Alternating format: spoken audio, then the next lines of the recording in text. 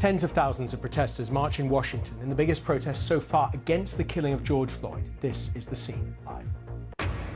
Thousands of mourners honour George Floyd at a second memorial service in his birthplace of North Carolina. Thousands of anti-racism demonstrators have held rallies in cities around the UK despite government warnings against mass gatherings during the lockdown. Everything that's going on in terms of what's going on in the world, not just America, but globally, it's our duty to actually do something. It's been our grandfather's fight, it's been our father's fight. We don't want it to be our children's fight, and that's why we want to make sure they're a part of this as well. Demonstrations have been taking place across the world, triggered by the police killing of George Floyd in the United States. Thousands of anti-racism protesters have marched through Washington in the biggest turnout yet during 12 days of demonstrations. In North Carolina, where Mr. Floyd was born, his family held a memorial service and public viewing before he is laid to rest on Tuesday. There have also been large protests across the United Kingdom in defiance of government appeals to stay at home because of coronavirus. The demonstrations were largely peaceful, but towards the end in London, fireworks and bottles were thrown at the police. The police say 10 officers have been injured and 14 people arrested at the end of the day. Well, first of all, let's show you scenes from the United States where protests are underway. This is the scene from near the White House in Washington. You can see peaceful protesters there. They've been authorized to demonstrate and indeed encouraged to demonstrate by the mayor of Washington, D.C., who is herself a member of the Democratic Party and who believes that those protests should go ahead.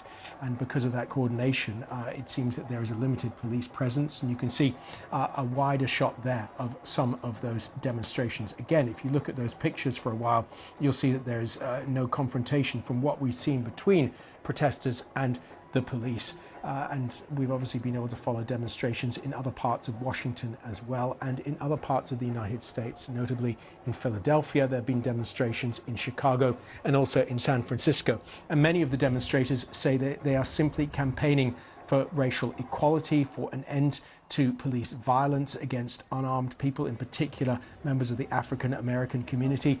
And obviously in this particular case, those protesters want justice for the unarmed man George Floyd. They want the 4 officers who were seen to restrain him, including the officer who put his knee on Mr. Floyd's neck, to be prosecuted to the full extent of the law. And of course, those protests have really come as a punctuation mark in the United States. And we, of course, will continue to see those protests as they are very peaceful at the moment.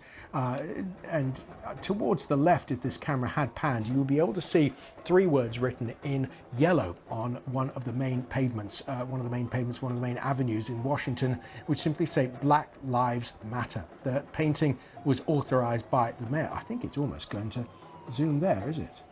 Well, there we are. You can see the word matter there. You can see the T and the E and the R. Black Lives Matter. Indeed, that painting in yellow is so big that you can actually see that from space, and that was authorized by the mayor of Washington, who is a de facto opponent of President Trump and has insisted that those words, Black Lives Matter, be painted on one of that main avenues towards the White House. And we've seen, again, those crowds congregating during the day. We've not seen any clashes with the police. Of course, the mayor of Washington herself is in charge of the police there and has coordinated, no doubt, to make sure that there are no clashes between the police and protesters. We will continue to monitor these pictures as the bulletin progresses. Well, 2 police officers have appeared in court, having been charged with the assault of protesters in the city of Buffalo in upstate New York. The 2 officers were suspended after video of the incidents recorded by a local NPR journalist went viral online. A warning: the following footage contains disturbing images. The video shows the 2 officers in question approaching the alleged victim, local man Martin Gugino, and they push him. Mr. Gugino fell to the ground, backwards, began bleeding from his head. Following the suspension of their colleagues, all 57 members of the 2 officers' units, the Buffalo Emergency Response Team, said that they would not carry on working in protest. Well, Kyle Mackey is a reporter for WBFO, the local national public radio station which first captured the footage. She joins me now. Kyle, thanks so much for joining me. First of all, are there any protests, demonstrations where you are in Buffalo? Yes, there are. So I am standing here outside of City Hall. I had to come to the other side, but just on the other side of the building, this may be the largest crowd that we've had out on the streets here in Buffalo yet.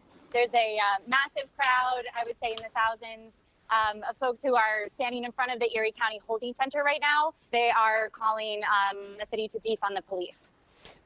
We reported that those 2 police officers seen in that footage have now been charged. What's been the response of people in Buffalo? I think people are happy to see those charges, but I've also heard some calls from activists of color saying that, this represents immediate justice for a white protester who happened to be assaulted by police officers, and, what happens to people of color when the press aren't recording. So it's definitely been a call to continued action for protesters here. I have been covering, there was a large peaceful vigil this afternoon in a park on another part of town. We had a massive gathering last night as well in Buffalo. So the protesters are certainly continuing. We know that all 57 of their colleagues, those officers' colleagues on the emergency response team, resigned from the team in support. Does that tell us anything about that police department that we didn't already know?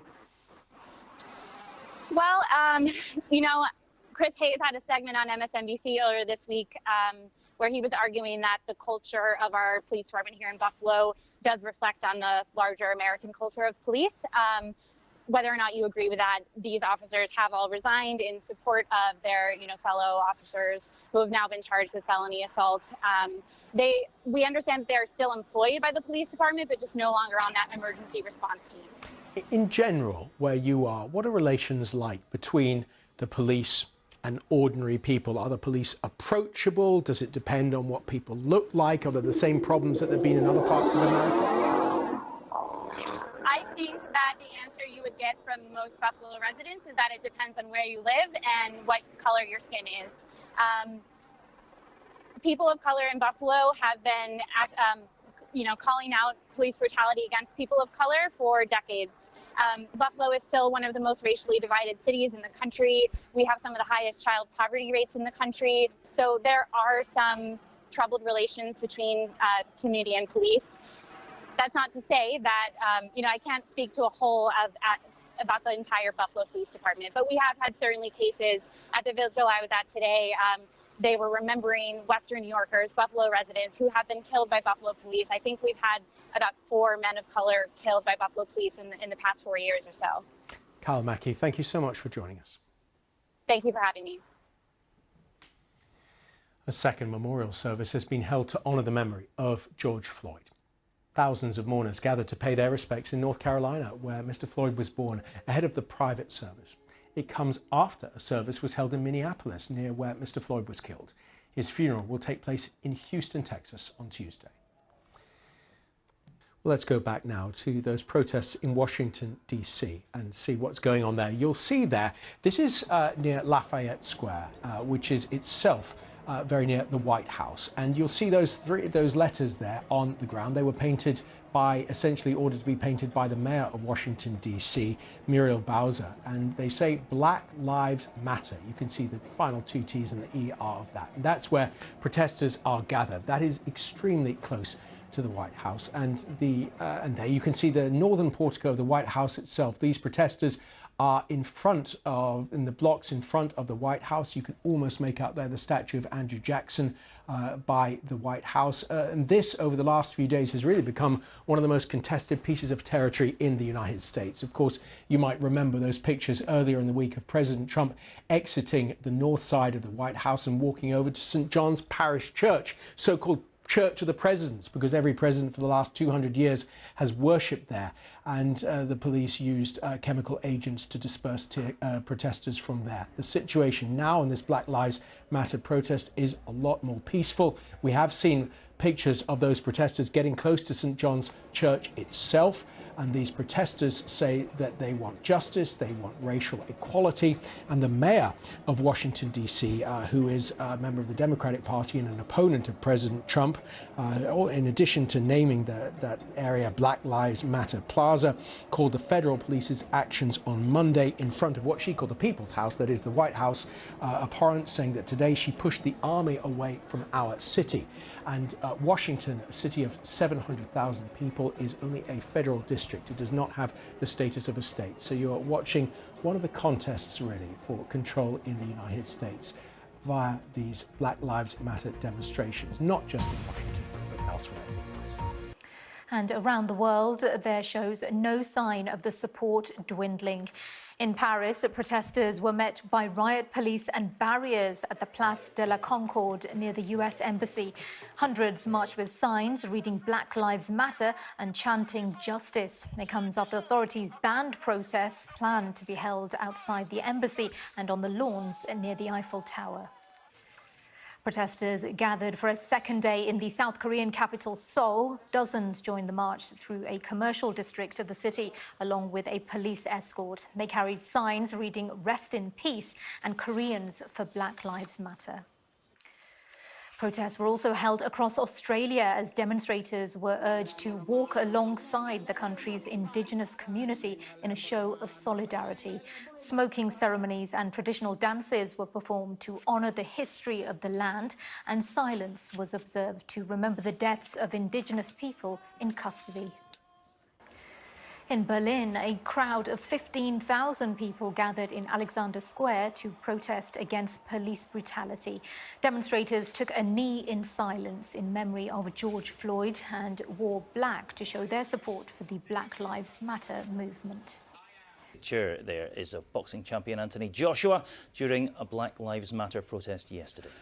The Mail on Sunday's front page features the moment a police officer fell off her horse during an anti-racism protest in central London. It's not exactly clear how this actually happened. The paper reports that she hit her head on a traffic light when the horse bolted and ran down Whitehall.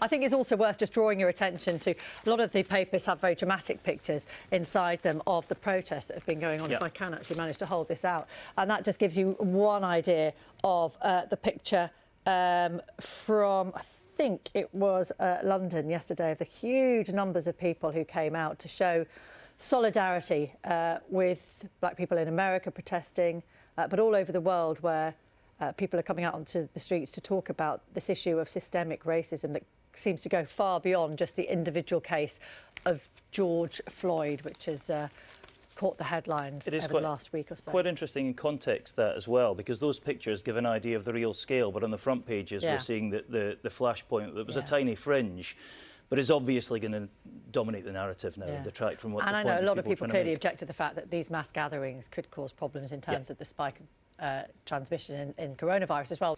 Thousands of protesters took part in anti-racism rallies across the UK, despite fears large gatherings could increase the spread of coronavirus. The demonstrations held yesterday were largely peaceful, but in the evening, missiles and fireworks were thrown at a police line outside Downing Street. 14 people were arrested and 10 officers were injured. Tens of thousands of anti-racism protesters have marched in cities across the United States as demonstrations sparked by the death of George Floyd entered a 12th day. Activists shut San Francisco's Golden Gate Bridge, while security forces in Washington surrounded access to the White House. Earlier, a memorial service in memory of Mr. Floyd took place in North Carolina ahead of his funeral next week.